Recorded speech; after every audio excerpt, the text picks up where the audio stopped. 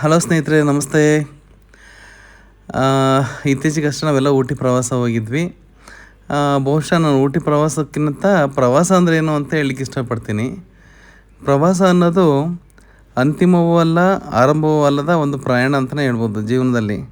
ಯಾಕೆಂದರೆ ಜೀವನದಲ್ಲಿ ಎಷ್ಟೋ ಪ್ರವಾಸ ಮಾಡಿರ್ತೀವಿ ಸಣ್ಣ ವಯಸ್ಸಲ್ಲಿ, ಮಧ್ಯ ವಯಸ್ಕರು ಬಂದಾಗ, ಅದಾದಮೇಲೆ ವಯಸ್ಸಾದಾಗ. ಎಷ್ಟೋ ಜನಕ್ಕೆ, ಕಡಿಮೆ ಜನಕ್ಕೆ ನೆನಪಿರುತ್ತೆ, ಪ್ರತಿಯೊಂದು ಘಟನೆ ಹೇಳ್ತಾರೆ. ಆದರೆ 99% ಜನಕ್ಕೆ ನೆನಪೇ ಇರಲ್ಲ. ಹೌದಾ, ನಾವು ಹೋಗಿದ್ವಾ ಅಂತ ಅನ್ನಂಗೆ ಆಗುತ್ತೆ. ಯಾರು ನೆನಪು ಮಾಡಿದಾಗ ನಾವೆಲ್ಲ ಹೋಗಿದ್ವಲ್ಲ, ಅಲ್ಲಿ ಚೆನ್ನಾಗಿತ್ತು, ಇಲ್ಲಿ ಚೆನ್ನಾಗಿತ್ತು ಅಂದಾಗ, ಹೌದಾ, ಓಕೆ ಓಕೆ ಮರ್ತೋಗಿದೆ ನಮ್ಗೆ ಅಲ್ಲೇ ಅಂತ ಅನ್ನಂಗೆ ಆಗುತ್ತೆ. ಬಹುಶಃ ಮರ್ಯಾದೆ ಒಳ್ಳೇದೇನಂತ ಅನಿಸುತ್ತೆ. ಎಲ್ಲವನ್ನೂ ಮರೆತು ಮುಂದಕ್ಕೆ ಹೋಗಬೇಕು ಜೀವನದಲ್ಲಿ ಅಂತ ಅನಿಸುತ್ತೆ. ಓಕೆ, ಪ್ರವಾಸ ಅಂತಿದಂಗೆ ನಮಗೆ ಅದೆಲ್ಲಿರೋ ಒಂದು ಶಕ್ತಿ. ನಾಳೆ ಟೂರ್ಗೆ ಹೋಗ್ಬೇಕಂತೆ ಫಿಕ್ಸ್ ಆಗಿದೆಯಂತೆ, ಒಂದು ಇದಕ್ಕೆ ಅಂತಿದಂಗೆ ಅದು ಒಂಥರ ಹುಮ್ಮಸ್ಸು, ಉಲ್ಲಾಸ ಎಲ್ಲದೂ ಶುರು ಆಗ್ಬಿಡುತ್ತೆ. ಹೌದಾ, ನಾವು ಹೋಗ್ತಾ ಇದೀವ, ನಾವು ಟ್ರಿಪ್ ಹೋಗ್ತೀವಿ ಅಂತ ಮಕ್ಳಿಗೇನೋ ಒಂಥರ ಖುಷಿ, ನಾವೆಲ್ಲ ಹೋಗ್ತಾ ಇದ್ದೀವಿ ಅಂತ. ಅದು ಯಾಕೆ ಅಂತಲೇ ಅರ್ಥ ಆಗೋಲ್ಲ.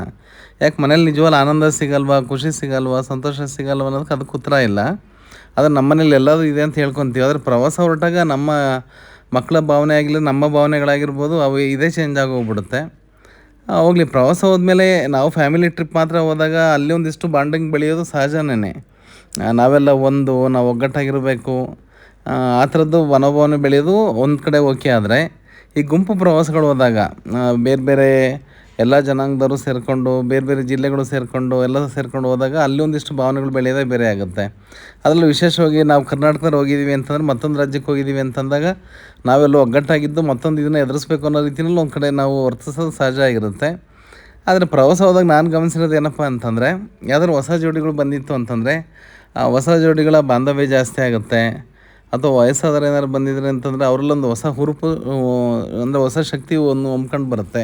ಇನ್ನೊಂದಿಷ್ಟು ವರ್ಷಗಳು ಕಾಲ ಬದುಕಬೇಕು ಅಂತನೋ, ಅಥವಾ ಅವ್ರಿಗೆ ಕೈ ಕಾಲು ನೋವಿದ್ರೆ, ಮೈ ನೋವಿದ್ರೆ ಅದನ್ನೆಲ್ಲ ಮರೆಯೋಂಥದ್ದು, ಅಥವಾ ಅವ್ರು ಏನೋ ಒಂಥರ ಸಂತೋಷ ಪಡ್ತಾ ಇರ್ತಾರೆ. ಯಾಕಂದ್ರೆ ಅವ್ರ ಮನೇಲಿ ನಿಜವಾಗ್ಲೂ ಸಂತೋಷ ಸಿಗ್ತಾ ಇರೋದಿಲ್ಲ ಗೊತ್ತಿಲ್ಲ.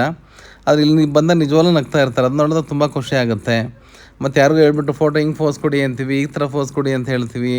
ಎಲ್ಲದಕ್ಕೂ ಅಂದ್ಕೊಂಡು ಒಪ್ಕೊತಾ ಇರ್ತಾರೆ. ಮತ್ತು ಮುಜುಗರದಂಗೆ ಡ್ಯಾನ್ಸ್ ಮಾಡ್ತಾ ಇರ್ತೀವಿ, ನಗ್ತಾ ಇರ್ತೀವಿ, ಶೇರ್ ಮಾಡ್ತಾ ಇರ್ತೀವಿ.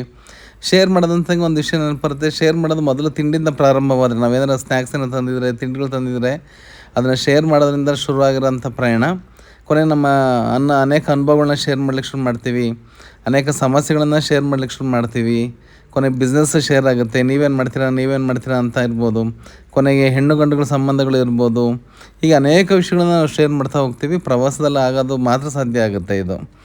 ಆಮೇಲೆ ನಮ್ಮ ಮಕ್ಳುಗಳ ಬಗ್ಗೆ ಮಾತಾಡ್ಲಿಕ್ಕೆ ಶುರು ಮಾಡ್ತೀವಿ. ಮಕ್ಳುಗಳು ಪೇರೆಂಟ್ಸ್ ಬಗ್ಗೆನೂ ಥಿಂಕ್ ಮಾಡ್ಬೋದೇನೋ, ಅಥವಾ ಮಕ್ಳ ಮಧ್ಯದಲ್ಲಿ ಒಂದು ಬಾಂಧವ್ಯ ಬೆಳಿಬೋದೇನೋ.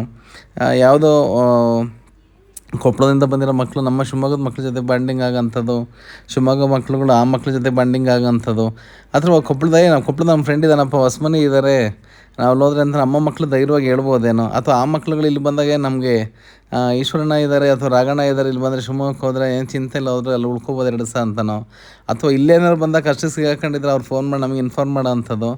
ಈ ಥರದ್ದು ಅನೇಕ ವಿಷಯಗಳು ನಮಗೆ ಪ್ರವಾಸದಲ್ಲಿ ಹೋಗಿರೋಂಥ ಅನುಕೂಲಗಳಿಂದ ಆಗೋವಂಥದ್ದು.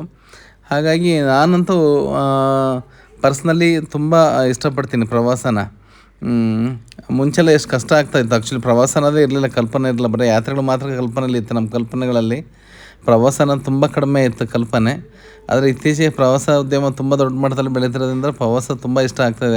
ಎಲ್ಲರಿಗೂ ಇಷ್ಟ ತಿರುಗಾಟ ಮಾಡಬೇಕು. ಅದೇ ಮನೆ, ಅದೇ ಗಂಡ ಮಕ್ಕಳು, ಅದೇ ಕಸ ಮುಸ್ರೆ ಅನ್ನೋಕ್ಕಿಂತ ಒಂದಿಷ್ಟು ಹೊರಗಡೆ ಹೋಗ್ಬರೋಂಥ ಅನುಭವ ಎಲ್ಲರಿಗೂ ಇಷ್ಟ ಆಗುತ್ತೆ. ಹಾಗಾಗಿ ನಾವು ಇತ್ತೀಚೆಗೆ ಊಟಿ ಪ್ರವಾಸ ಹೋಗಿದ್ವಿ. ನಮ್ಮ ಹೇಮಾವತಿ ಡೆವಲಪರ್ಸ್ನವರು ತುಂಬ ಚೆನ್ನಾಗಿ ಆರ್ಗನೈಸ್ ಮಾಡಿದರು. ಸಣ್ಣ ಪುಟ್ಟ ಗೊಂದಲ ಆಗಿದ್ದು ನಿಜ, ಆದ್ರೂ ಸಹ ತುಂಬ ಚೆನ್ನಾಗಿತ್ತು. ಹಾಗಾಗಿ ಅವ್ರಿಗೆ ಥ್ಯಾಂಕ್ಸ್ ಹೇಳ್ತಾ ನನ್ನ ಈ ಮಾತುಗಳು ಮುಗಿಸ್ತಾ ಇದ್ದೀನಿ. ತುಂಬ ದೊಡ್ಡ ಡೆಫಿನೇಷನ್ ಕೊಡ್ಬೋದು ಬರ್ಕೊಂಡು ಓದ್ತಾ ಹೋದರೆ.